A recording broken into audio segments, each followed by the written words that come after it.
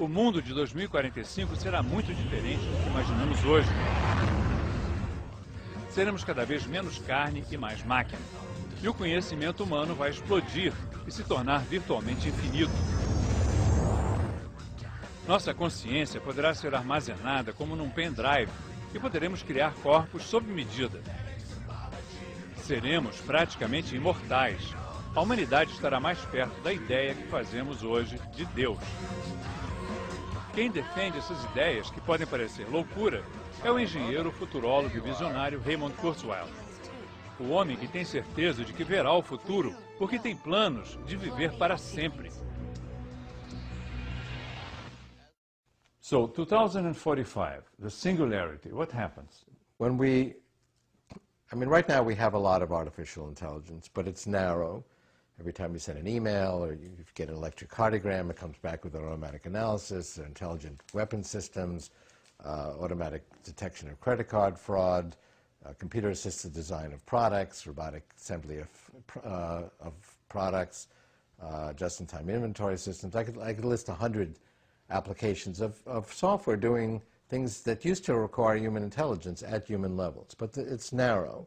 When we get to 2029, it won't be narrow anymore. It will have the full range of human intelligence, and will be a very powerful combination because you'll be able to combine the subtlety and pattern recognition powers of human intelligence with ways in which machines are already powerful, more powerful than human intelligence. Machines can remember billions of things. You know, we're hard-pressed to remember a handful of phone numbers. You can access all of human knowledge with the machine. You know, the human brain can't find, anything the way Google can find it. So that'll be a very powerful combination. The machine portion of the human-machine civilization it will be growing exponentially. It's going to double in power every year, and even that rate is getting faster. The biological portion remains fixed. But it's not a matter of machines here, humans here. It's really one civilization. Our machines have always been part of who we are. They're an extension of us. I mean, ever since we picked up a stick to reach a higher branch, we've extended our reach with our tools. And first it was physical reach. Now it's already mental reach. I can take a device out of my pocket and access all of human knowledge. That makes myself smarter already. And it's not yet in my body, but it's in my pocket. It's going to make its way in our bodies and brains. If you go out to 2045, the machine portion of the intelligence of the human-machine civilization will be 1 billion times more powerful than the biological portion. That means that we will have expanded the intelligence of our civilization 1 billion-fold. That's such a profound transformation that we call it the singularity. Is it possible to know what happens after that? We can talk about some aspects. I think some things will remain the same, just amplified 1 billion-fold. We can already see tremendous expansion of human knowledge. I mean, 200 years ago, one person could know all of science, because science was just science. But now there's thousands of fields of science, and one person can't even know all the knowledge in even one of those narrow fields. And so human knowledge has exploded already. And that's going to continue. The only way it can continue is for us to make ourselves smarter by merging with machine intelligence. So it's going to be an explosion of science and music and art and all the things that the human brain does. You talk about spiritual machines, the transcendence in machine intelligence. What is that? I mean, we start with the observation that a neuron is a machine, can be modeled by a machine. We've already done that. And so if one neuron is a machine, then 100 billion neurons, which is the human brain, is a complicated machine. But ultimately, we'll be able to recreate that as well. And these machines won't just be good logic puzzle solvers or knowledge finders the way they are today. In fact, they're already superior to us in terms of doing mathematics and solving logical problems. They will have emotional intelligence. That's actually the most impressive thing we do.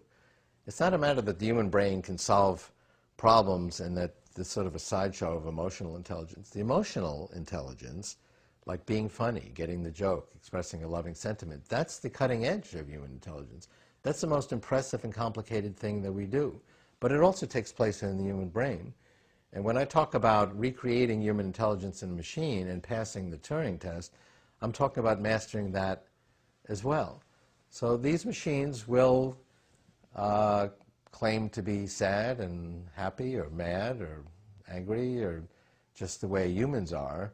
Now, machines can do that already, but we don't believe them because they don't have all the subtle cues that we associate with human intelligence.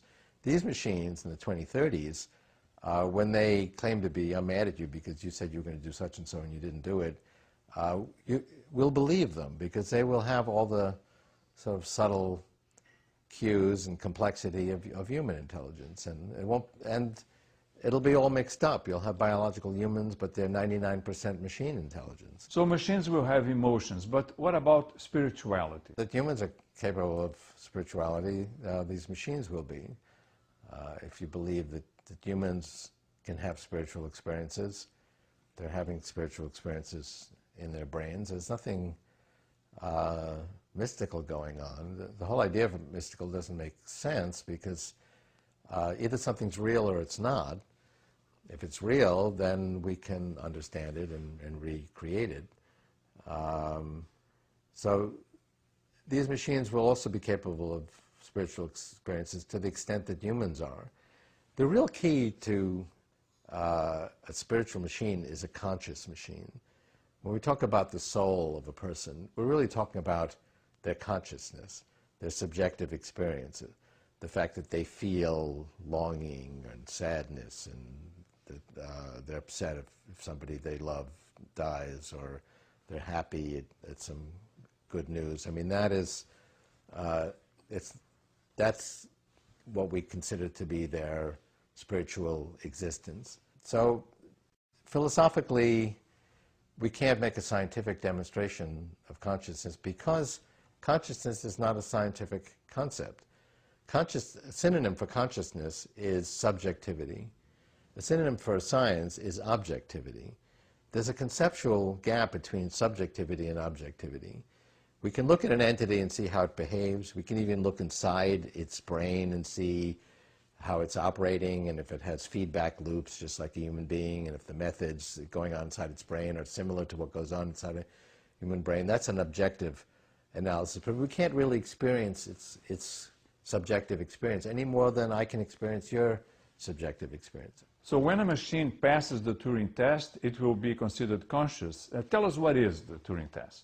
The Turing test was devised by Alan Turing in 1950. It's a way of telling whether a machine is operating at human levels, and it has really held up the test of time. You have a human judge. There's a lot of debate as to what is a human, but a human judge interviews the computer and a human over what he called teletype lines. You can think of it as instant messaging. So the judge can't see the computer and the human, and he or she interviews the two subjects, or maybe there's 5 of them, and asks various questions. Well, what movie have you seen recently? What did you think of the motivation of the main character? And if after some period of time, he didn't specify, but let's say a few hours, the judge can't tell who the humans are and who the machines are, then we say the machine has passed the Turing test. There are Turing tests run every year among humans and computers. And so far, no computer has passed the Turing test, but they all get scores. And the humans are kind of up here, and the machines are down here. But the machines are moving up. The humans are kind of staying fixed. That gap is shrinking. According to one such test, if the computer can fool the judges 30% of the time, it's considered to have passed the test. In the last test, it fooled the judges 25% of the time. I actually think 30% is too easy. I think it should be 50 or 60%. But they're getting better. And by 2029, I believe they will pass the Turing test, because we really will understand human intelligence. And so they will be indistinguishable from human intelligence. But it's not going to be an alien invasion of intelligent machines to compete with us. We're going to merge with this technology, and we're going to make ourselves smarter. That's always been the purpose of our tools. There's a lot of resistance to that idea. So you asked the question, is it enough for a computer to pass? Yes. Is it enough for a computer to pass the Turing test to be considered conscious? I would say yes. I mean, that's my philosophical belief. That's not a scientific demonstration. There is no scientific demonstration of the consciousness of another entity. My sort of political prediction or psychological prediction is that biological humans will come to believe that these machines are conscious. They will be convinced when the machine says, I'm really happy at this, I'm angry at that, will believe that they are having that conscious experience. Just the way we don't generally believe it now when a character in a computer game, which is a computer software program, says, I'm angry. You don't really believe it yet because it doesn't have the richness of personality and the depth of language understanding that humans have today. That gap is going to go away. We will believe that they're conscious. And it's not going to be a clear distinction. Okay, this is a machine, this is a human. You're going to have these, most biological humans will be enhanced with computer intelligence, and ultimately they will be mostly computer intelligence. You wrote that the Earth, with the new technologies that are coming, will be able to support 10 billion people. But if we are immortal, if we become immortal, we will stop reproducing? Well, we can go far beyond 10 billion. If we look at the resources that humans need, all of these will be provided by these exponentially growing information technologies. Larry Page, the co-founder of Google, and myself just did a major study for the National Academy of Engineering on energy and identified solar energy as growing exponentially. It's been doubling every 2 years for the last 20 years, so it's doubled 10 times. It's only 8 doublings to go for it to meet 100% of the world's energy needs. Then you might say, yeah, but do we have enough sunlight to go around? We have 10,000 times more than we need. We only have to capture 1 part in 10,000 to meet all of our energy needs. And there are very credible plans to do that over the next 20 years. The same thing is true of new emerging water technologies. There's lots of water, but most of it's either salty or polluted. But there are new technologies that are ultimately will be very inexpensive and decentralized that can clean up that water. Dean Kamen's water machine, in fact, today, with some further development, for just a few $1 billion could meet all of the water needs of Africa.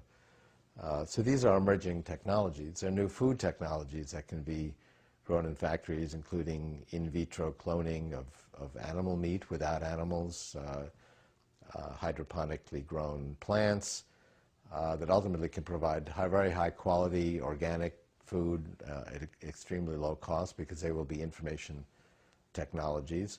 Nanotechnology will be able to create physical products by reassembling molecular fragments at very low cost. So I can email to you an information design, and you can use your desktop nanofactory to create a solar panel, a module for housing, all the different things that you need. Then people say, but we don't have enough land to support people. We actually have plenty of land. Try taking a train trip across the United States or across China. It's all empty. And we can, in fact, house people. If we have nanotechnology to create very efficient housing to support a very large number of people. So, and the population's not going to grow that quickly. Even if we eliminate the death rate, the doubling time of the biological population is still going to be 10 to 15 years. The doubling time of the power of these technologies is 1 year or less, so it'll more than be able to keep up with it. We can support growth of the human population well through the 21st century, even if we dramatically reduce the death rate and really provide actually for a very high quality of life, because the same technologies that are going to provide substantial expansion to human longevity are also going to provide substantial expansion of resources, water, food, housing, physical things that we need for our lives. So we'll keep making babies even though we are immortal, right? Old methods, old technologies linger on. They go into antiquity. We still have horse and buggies and mechanical typewriters and vinyl records, and they don't go away instantly. We'll have other ways of reproducing ourselves, but... But what about sex? It will be separate from reproduction. Tell me about sex in the future, especially the virtual sex. Well, what is sex like today? Is it only done for reproduction? Almost well over 99% of the sex is done for intimacy and communication, relationships, sensual pleasure, for all kinds of reasons other than reproduction. And we've already separated, to some extent, the biological function from these communication, social, and sensual functions. But describe how it's going to be. Well, for one thing, we'll have sex in virtual environments. Now, there's a lot of sex already in Second Life, but it's requires a little bit of imagination, because it's really what you experience is just the sound and visual image of your avatars having an interaction. In the future, virtual reality will be full immersion. It will feel like your body is in a virtual environment. And it could be the same body you have in real reality or a different body, but you'll be walking around. The way that will work, the nanobots will go into your brain. They will expand your intelligence. They'll interact with your biological neurons. They'll be on the internet. But they also could shut down the signals coming from your real senses, your eyes, your ears, your skin, replace them with the signals that your brain would be receiving if you were in the virtual environment. So then to your brain, it feels like you're in that virtual environment. You go to move your arm, it doesn't move your real arm, it moves your virtual arm, which could look like your real arm or it could look different. And so you can be an actor in these virtual environments. And the environment can be different, just like choosing a different website. Some will be like earthly environments, like walking on a beach or the Taj Mahal. Some could be imaginary environments that don't exist on Earth or couldn't exist on Earth, that are fantastic environments. You can choose different bodies with different environments. A couple could become each other and take on each other's body, or you could just become, take on the appearance of some movie star or whatever you want. And then you'll have interactions with other people, just like you do today on Second Life, but it's only visual and auditory. In the future, it will be tactile. You touch another virtual person, you'll feel them. And so you can engage in sensual experiences, from shaking hands to having a sexual experience. So we are going to be immortal, and we can take any shape. We're going to be like gods. Well, there's an interesting discussion about immortality. It's not necessarily the case that software lives forever. It can transcend the hardware that it's on. Right now, our software runs in our brains. So and the software is built into the shape of the brain and the connections and so on. But when the hardware crashes, the software dies with it. We have that idea, call it death. We don't have that idea with our machines. We can already see that the software has a separate life from the machine. You back up the software, you can smash the machine, and then you recreate the personality of the machine by just loading the software in another machine. The whole pattern of connections we have in our brain and neurotransmitters and ion channels, that's all information. When we can capture that and recreate it, we will become just like the software on our machines today. And it won't necessarily die when the hardware crashes the way we do now. But that doesn't mean it's immortal. Suppose you forget about some word processing program and you go back to it 25 years later, and it's a program written in WordStar. There's no copies of WordStar around, and no computers to run them, and the operating systems don't exist, and the help desks aren't exist anymore. And try recreating that software program. It's pretty much dead because you forgot about it. The lesson is that software lives only if you care about it. That's pretty much true of our lives today. If people don't care about themselves, they don't tend to live very long. But that will very literally be the case. We will have to maintain ourselves. You can't just forget about, your software files for 20 years and come back and you'll find that it's disintegrated. It doesn't run anymore. Nobody's kept track of it. Nobody backed it up. It doesn't run on the latest hardware. So that's actually kind of a moral lesson, that software lives if somebody cares about it. And when we become software, we will live if we care about ourselves. So software doesn't necessarily live forever, but we do have more control over it. And we will transcend the sort of hardware limitations we have now, where our software, our mind file, which is a file of information, that is what it is. But right now it sort of runs on this hardware that has all kinds of limitations. It ages, it gets dysfunctional.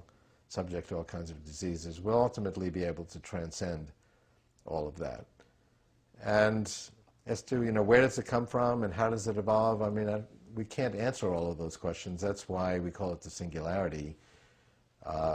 We're making a metaphor. Horizon, right? Yeah. It's a metaphor borrowed from physics where you have this event horizon around a black hole that's very hard to see beyond. And there's a lot of interesting discussions. Can you, in theory, see inside a black hole? And I mean, it's a long, complicated discussion. But the point is, it's very hard to see beyond that event horizon. So it's hard to see beyond the singularity because it's in some ways so different from life today that it's hard to see beyond. But I think some of the things we care about today are going to remain the same. Most of what we care about today is information. If you go back 100 years, most people did physical work. Most people today do mental work. They're journalists creating journalism stories, or they're writing something, or they're creating information about financial products, or most people create information. And that will continue to be the case. And knowledge, human knowledge, is growing exponentially. The doubling time, I think, has been measured at about 14 months. So human knowledge doubles every 14 months. And so you go out 50 years, we're going to be caring about the same thing, but it'll be that much more complex. We'll have many more types of music and art and science and technology, and we'll be arguing about similar kinds of things. But we'll have... So instead of God creating the universe, it's going to be the universe through us creating God. I mean, that's about as close to God as you can imagine. I mean, anything we've said about God would apply to the universe waking up in this way, but it's still not infinite. I mean, it's vast. It's trillions of trillions of trillions of times greater than we are today, but it's still not infinite. So that's why I say evolution is a spiritual process, because it moves towards greater complexity. It moves towards all the attributes that we attribute to God: intelligence, creativity, beauty, love. All of these things grow at an exponential rate. God has been described as having those attributes at an infinite level. Even at this one, we can expand to the rest of the universe. We won't be infinite, but it'll, from our perspective today, it certainly will seem that way. Thank you. That's great.